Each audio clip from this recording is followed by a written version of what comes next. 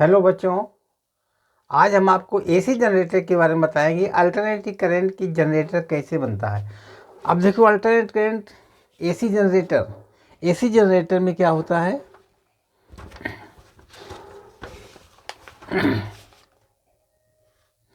AC अब देखिए कैसा होता है। इट इज ए डिवाइस, एक प्रकार का डिवाइस होता है। Device which connects mechanical energy, which converts mechanical energy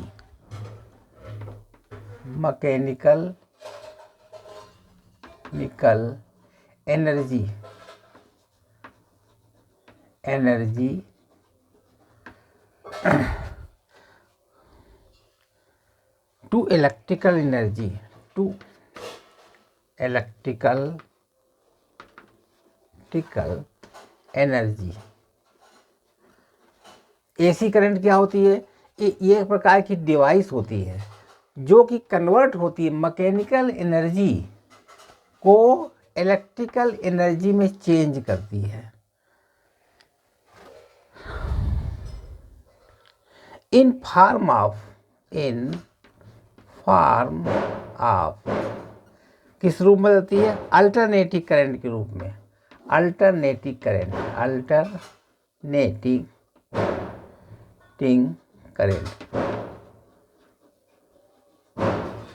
AC generator क्या होता है? एसी जनरेटर वो डिवाइस है जो मैकेनिकल एनर्जी को इलेक्ट्रिक एनर्जी में कन्वर्ट करती है। और किस रूप में कन्वर्ट करती है? In form of alternating current. ठीक है। अब अल्टरनेटिंग करंट क्या होता है? अल्टरनेटिंग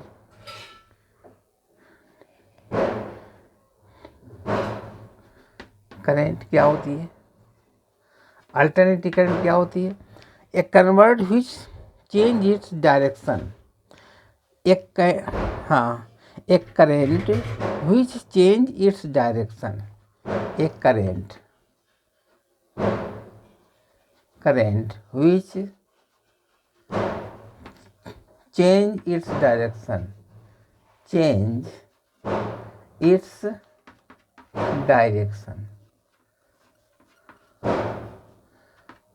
जो डायरेक्शन बराबर से चेंज करती रहती है, इसी को अल्टरनेट करंट कहते हैं।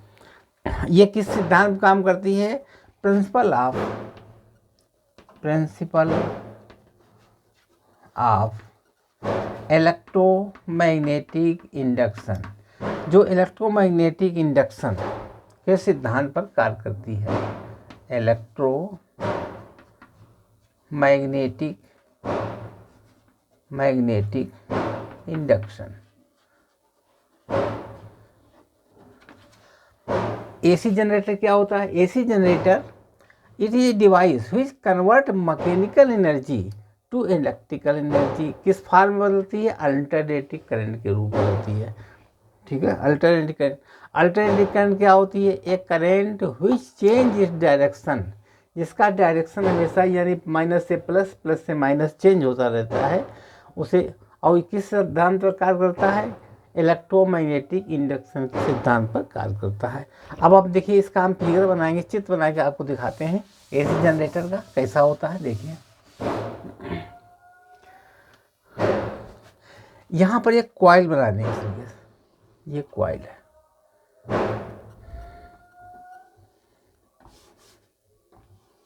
ये कॉइल है, इस तरीके से बना दें।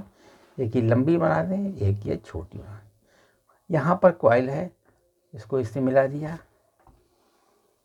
और इसके दोनों तरफ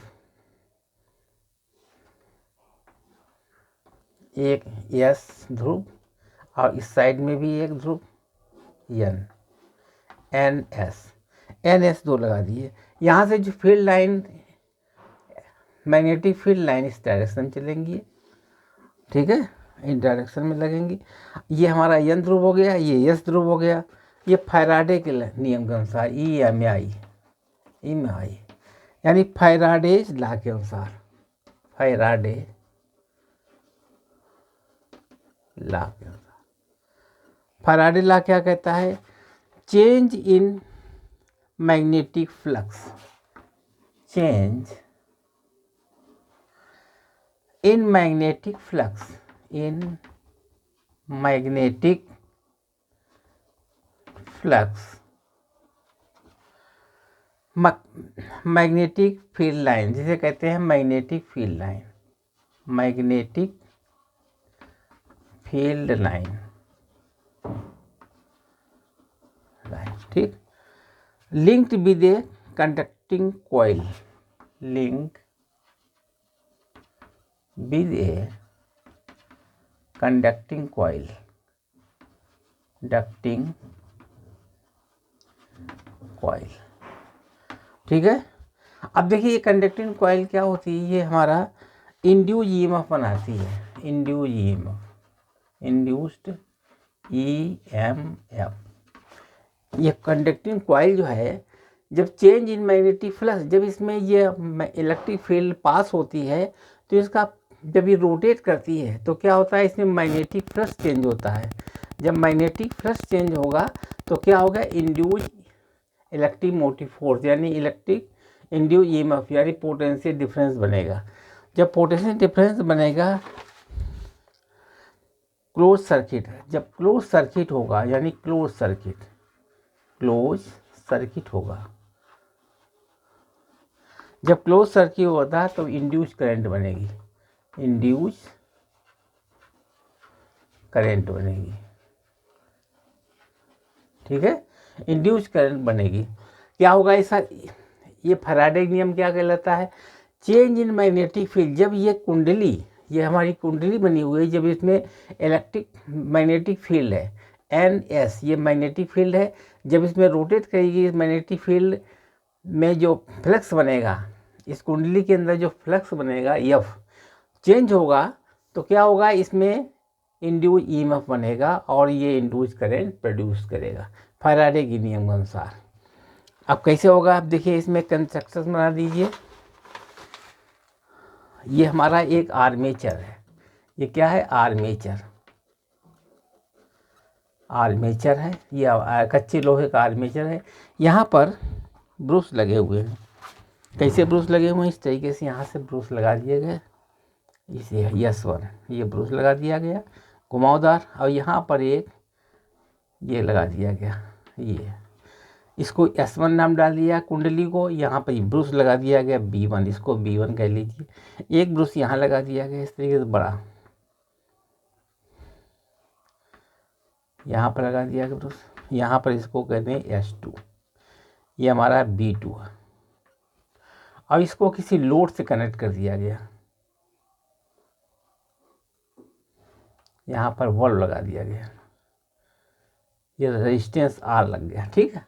लोड से कनेक्ट कर दिया गया, यहाँ पर एक लोड दे दिया गया, लोड दे दिया। तो यहाँ क्या हो? जब ये कुंडली घूमेगी तो उस सिद्धांत पर ये कार्य करता है, कुंडली घूमने के सिद्धांत पर ये कार्य करेगा। बिगाड़ दिया जाए इधर,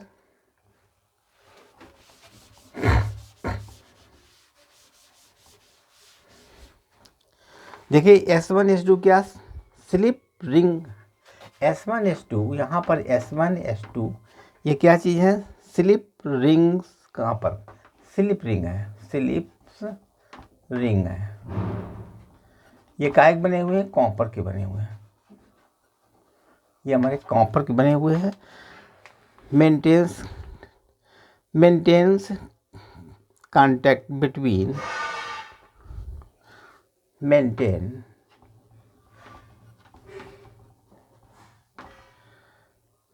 maintains contact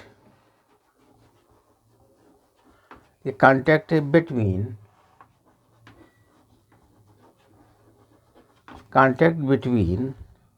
armature coil, armature ये जो आर्मेचर लगा हुआ इसके संग जुड़े हैं, armature coil and brushes B1 B2, ठीक है। ये S1 S2 जो है B1 B2 से और इस आर्मेचर, ये आर्मेचर है, यहाँ S1 S2 से B1 B2 जुड़े हुए हैं। ठीक है, अब B1 B2 क्या है? B1 B2 ये क्या है? ये कार्बन ब्रशेस हैं, ये कार्बन ब्रशेस हैं, कार्बन ब्रशेस हैं, carbon brushes maintains contact between ring and load, maintains between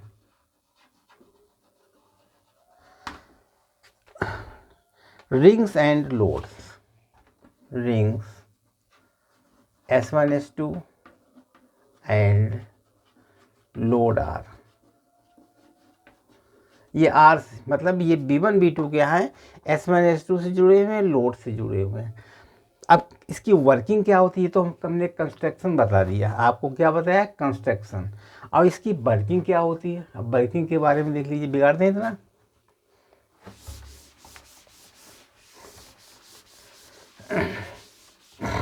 इसकी वर्किंग क्या होती है? वर्किंग क्या होती है? देखिए वर्किंग में यदि T बराबर 0 plane of coil is perpendicular to magnetic field, plane of coil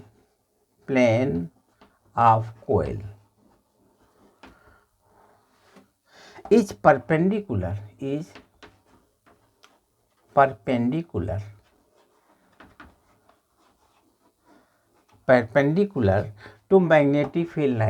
to magnetic field line, lines. देखिए T बराबर 0 पर, जिसमें एक्चुअली पोजीशन ऐसी थी, देखिए इसमें वर्क बना दें कैसी वर्किंग होती थी।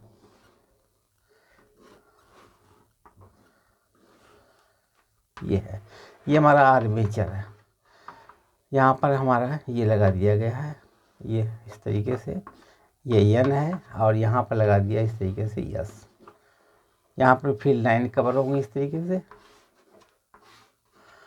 देखिए T बराबर 0 पर, T बराबर 0 plane of the coil is perpendicular, plane of the जिस तरीके से है परपेंडिकुलर टू मैग्नेटिक फील्ड, इसके परपेंडिकुलर है मैग्नेटिक फील्ड। ये कॉइल जो है वो परपेंडिकुलर होगा, तो इसमें एरिया वेक्टर किधर होगा? इस टाइप में होगा, परपेंडिकुलर टू द प्लेन।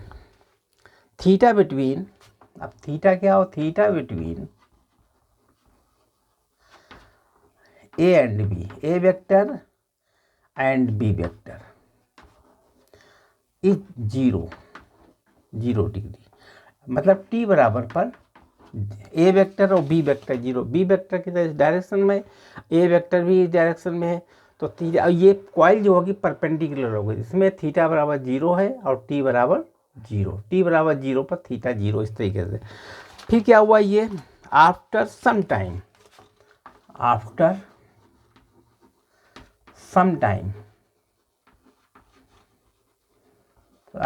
कुछ समय बाद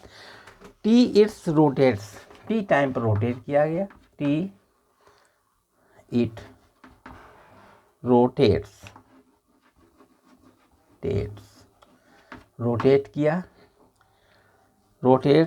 through angle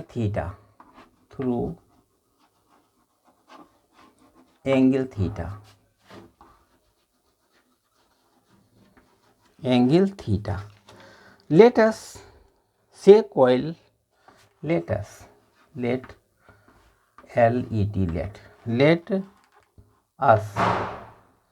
say coil rotates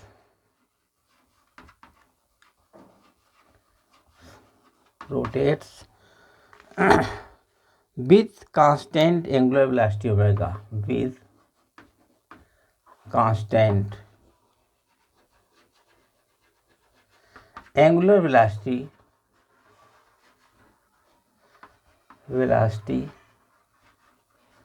omega will be theta upon T, or theta is equal to omega T।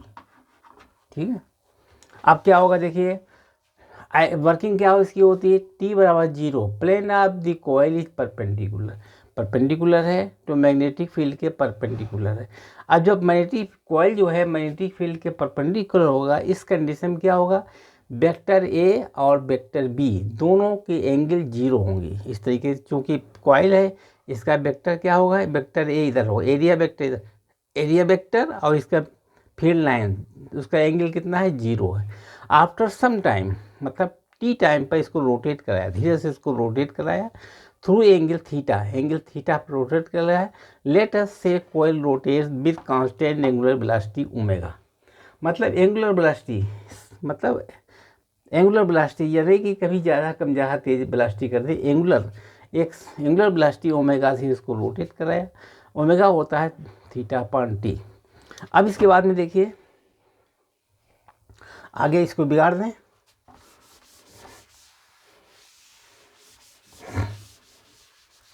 अब होगा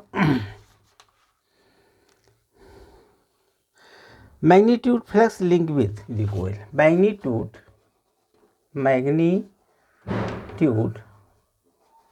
फ्लक्स लिंक्ड विद कोयल में क्या होगा, यानी फाई बी बराबर हो जाएगा B A cos theta, B vector A vector, B vector dot A vector. तो ये क्या हो गया, बराबर हो गया B vector into A vector B A cos theta. ठीक है, यानी फाई बी बराबर हो जाएगा, फाई बराबर हो गया B A cos theta, theta होगा ओमेगा टी। थीटा क्या होता है, omega T. It there are n terms if there are n terms। अब देखिए इसमें n टर्म हो सकते हैं, there are n terms, the total flux, there are n terms, there are n terms, total flux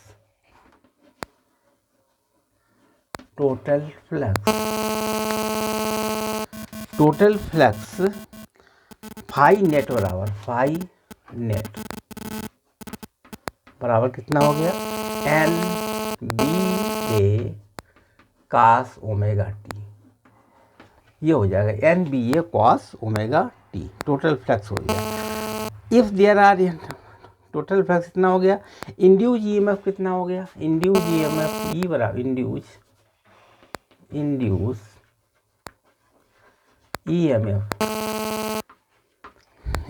EMF E बराबर minus D phi upon D T. ठीक है, अब फाई का मान रख देंगे, इसमें ऊपर से बिगाड़ दें। यहाँ तक देख लिया आपने फाई। इसमें क्या हुआ देखिए, मैग्नेटिक फ्लक्स लिंक विद कोयल, इसमें मैग्नेटिक फ्लक्स कितना हो, मैग्नेटिक फ्लक्स का सूत्र होता है इस कोयल के अंदर मैग्नेटिक फ्लक्स कितना हो, मैग्नेटिक फ्लक्स का सूत्र होता है B vector dot A vector. Area vector और मैग्नेटिक फ्लक्स का जो वेक्टर होता है वो होता है, इसका जो वेक्टर खत्म करेंगे तो बी ए कॉस थीटा हो जाएगा। कॉस थीटा अभी हम थीटा बराबर निकाल चुके थे, थीटा बराबर ओमेगा टी निकाल चुके थे। थीटा क्या होता है, ओमेगा टी बराबर, और वही थीटा की वैल्यू हमने यहाँ ओमेगा टी रख दी। अगर इसके अंदर कोयल के अंदर एक कोयल न होकर n कोयल है, जब n कोयल होंगे तो क्या होगा, इसमें n टर्म्स आ जाएगा, N B A cos omega T, ये लिखा हुआ n टर्म जुड़ गया।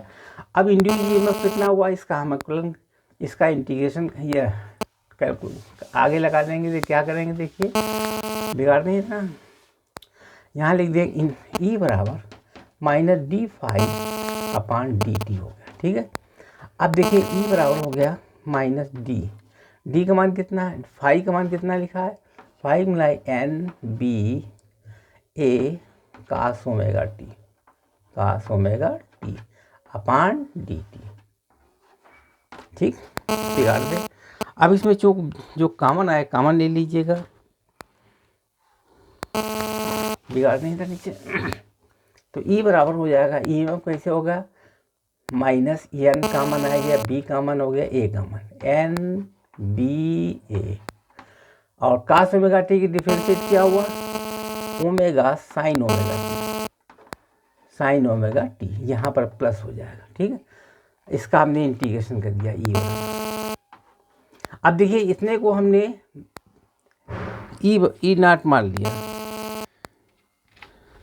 इसने को हमने ई मान लिया, तो ई बराबर हो गया E naught sine omega T, sine omega T, यानी ई नाट बराबर क्या हो गया, एन बी ए ओमेगा, इसको ई नाट के वैल्यू हो गया। ठीक है, इस तरीके से हमने इसको ज्ञात कर दिया। अब देखिए चूँकि आई इसका निकाल सकते थे, आई बराबर ई अपान आर होता है, आई बराबर क्या होता है, ई अपान आर, तो यहाँ हो गया ई नाट upon R sign omega T, तो आई बराबर हो जाएगा आई नाट साइन ओमेगा टी। ठीक है, ये मान आ गया। ठीक, आई बराबर आई नाट साइन ओमेगा टी। ठीक, इस तरीके से हमने ये सूत्र ज्ञात कर लिया और ये आई निकाल लिया। करंट, अल्टरनेटिव करंट का मान हमने आई द्वारा ज्ञात हो जाएगा, आई नाट साइन ओमेगा टी। इसको हम ग्राफ से भी प्रदर्शित कर सकते थे, बिगाड़ दें, ग्राफ बना लीजिए। यहाँ पर ये ग्राफ बन गया, देखिए इस तरीके से, यहाँ पर इस तरीके से ग्राफ बना लीजिए। ग्राफ कैसे बनेगा, यहाँ पर हो गया आई, इस डायरेक्शन में आई है और इस डायरेक्शन में आपका टी है, तो ये ग्राफ बन गया। यहाँ पर देखिए, यहाँ पर 0 है। ठीक है, यहाँ पर 90 हो गया, T4, और यहाँ पर T2, Ty2, यहाँ पर हो गया 3Ty2, 3Ty4, और यहाँ पर हो गया T। ठीक है, इस तरीके से ग्राफ बनेगा। इसको जो हम यहाँ से लाएंगे, पहले हम यहाँ से यहाँ ले गए और फिर यहाँ से यहाँ ले गए। ठीक, फिर ये 90 अंश पर बने पड़ेगा, ये बनेगा 180 अंश पर, ये 270 पर बनेगा और ये बनेगा 360 पर।